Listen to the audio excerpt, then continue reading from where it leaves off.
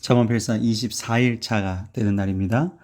지금까지 이제 1장부터 9장까지는 솔로몬의 15강화에 대해서 우리가 보셨고요. 10장부터 31장까지는 실질적인 내 생활에 관련된 적용된 교훈들을 이제 보실 겁니다. 그 중에서 10장부터 22장 16절까지는 375개의 단편 경구, 즉 진리나 교훈을 좀 간결하게 표시해 놓은 그런 짤막한 글들을 이제 보시게 될 겁니다. 오늘 보실 부분은 잠언 10장 13절부터 17절까지는 안정과 생명의 길, 그리고 패망과 죄의 길, 이렇게 대구하는, 이렇게 비교하는 모습을 21경구까지 이제 보실 텐데, 그 중에 18절부터 21절은 말에 관하여 라는 얘기가 또 있습니다. 먼저 안정과 생명의 길, 패망과 죄의 길 한번 보시겠죠?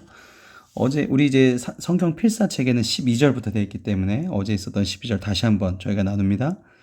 미움은 다툼의 원인이 되고요. 사랑은 죄를 덮어주는 굉장한 큰 우리의 이제 도구가 된다라는 걸 보시면 되겠습니다. 요 12절과도 오늘 말씀들이 연결되는 부분들이 많습니다. 13절 명철한 자의 입술에는 지혜가 있어요. 그러니까 굳이 내가 그 지혜를 자랑하지 않아도 언젠가 그 주변에 있는 사람들이 그 지혜를 알게 된다라는 얘기고요. 지혜 없는 자의 등을 위하여 채찍이 있다. 지혜 없는 자는 채찍인데요. 이게 이제 우리나라 성경에 채찍으로 되어 있는데 원어에는 막대기로 되어 있습니다. 옛날에 이제 선생님들께서 사랑의 매라 그러죠. 사랑하니까 교종하기 위해서 때리는 매라 그러는데 교종을 위한 징계, 이게 이제 채찍이 되겠습니다. 지혜로운 자는 지식을 간직한다. 그러니까 아까 앞서 보신 말씀처럼 지혜를 가지고 있어도 어느 순간에 그 지혜가 드러나는데 그게 굉장히 적절한 순간에 그 지혜가 나타내게 되니까 네가 자랑하고 싶지 않아도 된다. 미련한 자의 입은 멸망, 생각 없이 하는, 그러니까 미련한 자라는 것은 분별력이 없는 자, 명철의 반대죠. 분별력이 없는 자, 생각 없이 하는 말들은 타인에게 멸망, 즉 재앙을 일으킬 수가 있다라는 얘기입니다.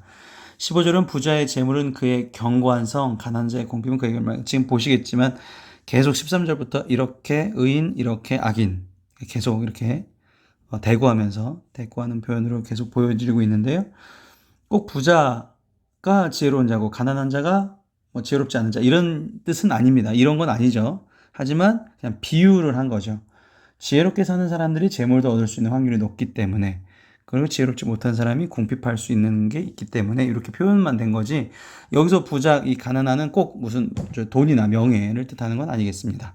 네. 하나님의 지혜를 얼마나 받느냐의 싸움이겠죠. 16절은 의인의 수고는 생명, 악인의 소득은 죄.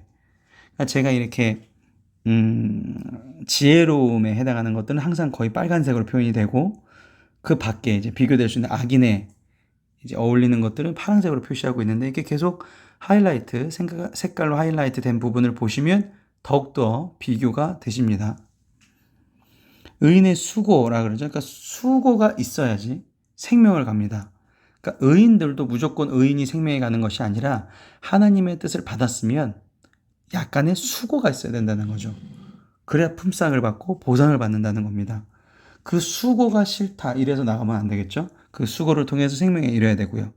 악인들은 도리어 하나님의 지혜를 받지 않는 사람들은 아무리 열심히 일해도 결국은 결국은 벗어나는 길로 이르게 된다라는 겁니다. 그래서 모든 인간 세계에서 가장 중요한 것은 하나님과의 관계성이 제일 중요하겠습니다. 하나님의 뜻을 받아서 그거에 마땅한 수고를 하고 생명을 얻는 길이 되겠고요. 17절 훈계를 지키는 자는 생명길, 징계를 버리는 자는 그릇된 길. 그릇다대라는 것은 이제 방황하다, 빗나가다. 아까도 여기 앞에 나왔지만 죄, 다 같은 뜻이죠. 하타하라 그래서 빗나가다라는 뜻을 가지고 있습니다. 17절까지는 이렇게 의인과 악인에 대해서 비교를 해보셨고요. 18절부터 21절까지는 말에 대해서 얘기를 합니다. 미움을 감추는 자는 거짓된 입술을 가진 자, 중상하는 자는 미련한 자. 이게 무슨 얘기냐면요. 그러니까 마음의 증오로, 미움으로, 잘못 나왔네요. 증오로 가득 차 있지만 상냥한 척하는 사람이 있어요. 그리고 이건 반대로 다른 사람들한테 막 중상모략한다 그러죠. 이렇게 막 나쁘게 저 사람을 얘기하는 자도 있다는 것이죠. 그러니까 우리 마음에 무조건 우리가 신앙생활을 한다 그래서 착하게 말해야 돼, 사랑하는 말을 해야 돼, 사람을 살리는 말을 해야 돼 라고 얘기하고 있지만 본질적으로 내 마음 안에 증오가 사라져야 되겠죠. 그러려면 어떻게 할까요? 그 사람은 진짜 미운데 나한테 큰 잘못을 했는데 이거 안 사라집니다. 아무리 노력을 하고 훈련을 해도요. 안 사라져요. 결국에 성경은 뭐라 그래요? 그래서 거듭나야 된다. 그러니까 다시 태어나라는 얘기죠. 하나님의 자녀로서 우리가 태어났다가 다시금 육체적인 육신의 자녀로서 그런 것들을 내가 배우고 보고 자라다 보니까 그것이 머물러 있고 벗어날 수 없는데 다시금 내가 하나님의 자녀로 회복하여서 다시금 하나님의 자녀로 태어나는 그 방법. 그래서 사랑으로 가득 차려면 성령 충만. 우리 어제 그때도 말씀 보셨지만 우리 삶의 목표가 행복이 아니라 거룩이 돼야 된다.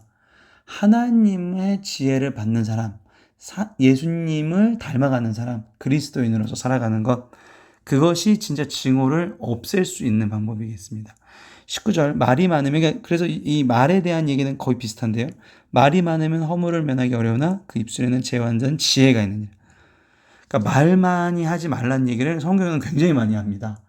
말을 많이 하지 말아라. 이 17절, 멀리 안 가져도 잠언 17장이나 29장에도 이 표현이 나오는데요.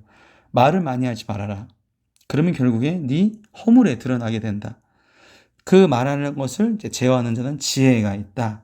우리가 내가 한마디 해줘야 되는 이런 이제 욕구가 이제 나이가 들수록 더 많이 들 수가 있는데 그런 것들을 제어하는 사람이 진정으로 하나님의 지혜에 따르는 사람이라는 것이죠. 언젠가 지혜를 간직하고 있으면 그 지혜는 드러나게 되기 때문에 언제 적절한 순간에 아까 상반절에서 보셨죠? 이 잠언 10장 11절에도 보시면 이런 얘기가 있죠. 그러니까 무조건 말을 많이 하지 말라가 아니라 의인의 입은 생명의 샘이라도 악인의 입은 독을 먹으니 어제 보셨던 말씀인데 생명의 샘이 있으니까 생명을 연장시켜줘. 정말 필요한 얘기를 그 사람한테 해줄 수도 있거든요. 그럼 그 기준이 뭐가 될까? 제가 항상 얘기 드리지만 좋은 얘기를 듣고 싶어 하지 않아요, 사람들은.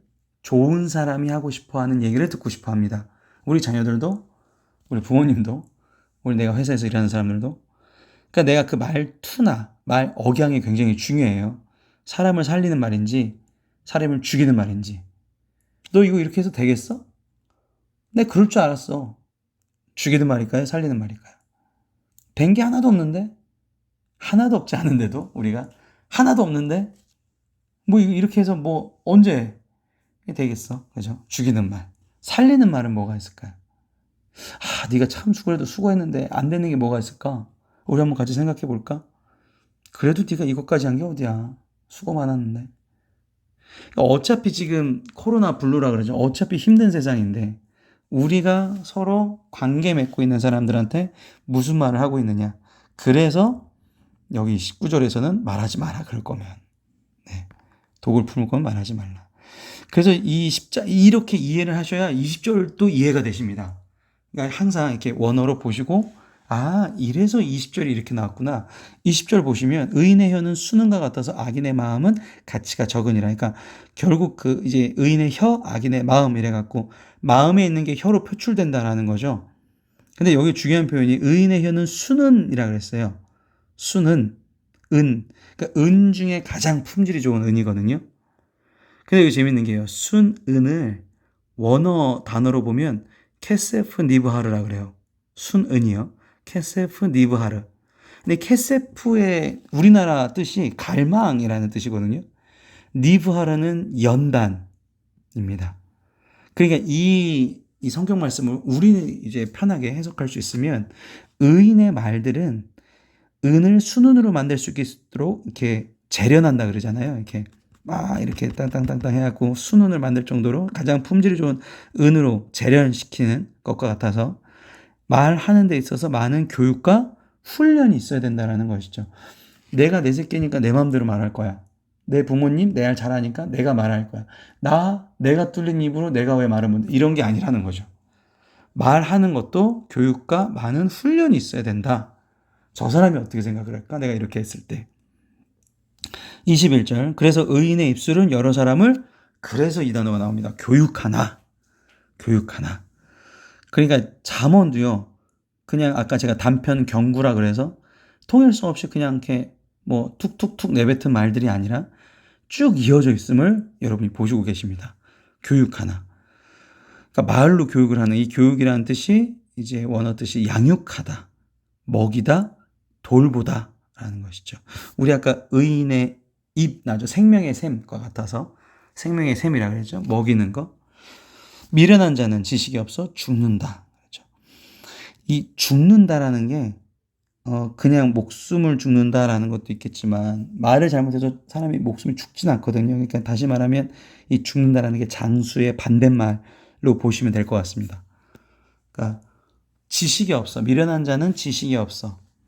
그러니까 계속적으로 우리가 양육, 먹이고 돌볼 수 있는, 교육할 수 있는 생명의 샘이 있어야 되는데 그게 없으니까 결국에는 우리가 죽는데 어떻게 죽는 거예요? 활력이 상실. 그러니까 일상생활에 무기력해요. 그러니까 영적인 죽음인 상태인 거죠. 우울, 슬픔 이런 감정에 계속 갇혀 있는 것이죠. 그럼 장수와 이게 반대가 됩니다. 그래서 결국 나를 얼마나 살리는 말을 하는 사람들과 내가 함께 있느냐, 굉장히 중요한 일이라는 것이죠.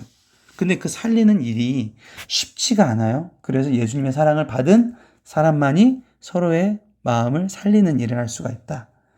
추석입니다. 뭐 우리가 가지 말라 해도 정말 많은 사람들 만나실 것 같은데 그 많은 사람들 만날 때마다 사람을 살리는 말 하시기를 주님의 이름으로 간절히 축원합니다. 윤유한 목사였습니다. 수고하셨습니다.